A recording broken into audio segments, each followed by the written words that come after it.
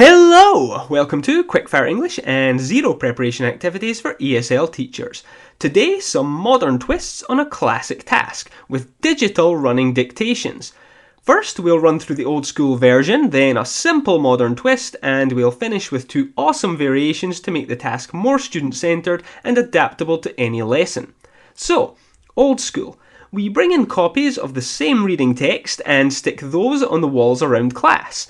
Then we set groups and queues some distance away from each text, and what happens is the first student makes their way to the text, reads and memorises as much as they can, then comes back to their group.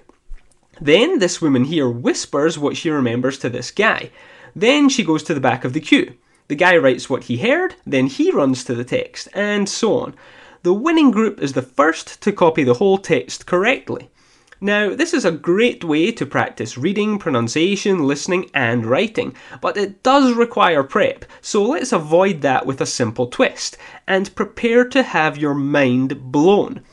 We do the task exactly the same as the old school version, except instead of texts on the walls, we have each group grab a mobile device and we send them to an appropriate text on the internet.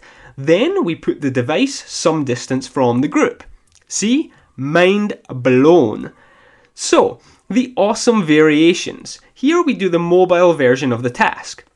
Only instead of sending students to a pre-selected text, each group chooses their own text, and we tell them they have to dictate the first X number of sentences to each other. And whether they dictate 5, 8 or 10 sentences will depend on your group's level. And this is awesome because 1, it's student-centered, 2, the groups don't have to whisper their answers since they have different texts, 3, we can match dictations to any lesson by having students choose text from a specific website.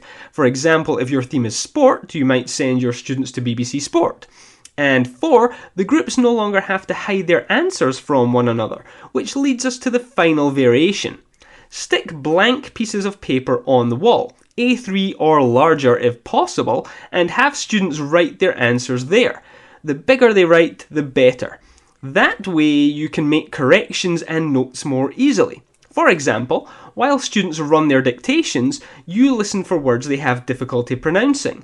Once the task's over, underline those words on the answer sheet and elicit their pronunciation from the class. Or, to use the answer sheets for reading practice and vocabulary building, have groups walk the room reading each other's answers and discussing the meanings of the words they're unsure of. Then elicit those words from each group, writing them on the board and checking definitions.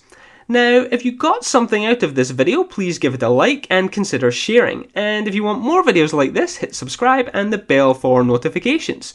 Okay, we are out. Cheers for watching and I'll see you in the next video.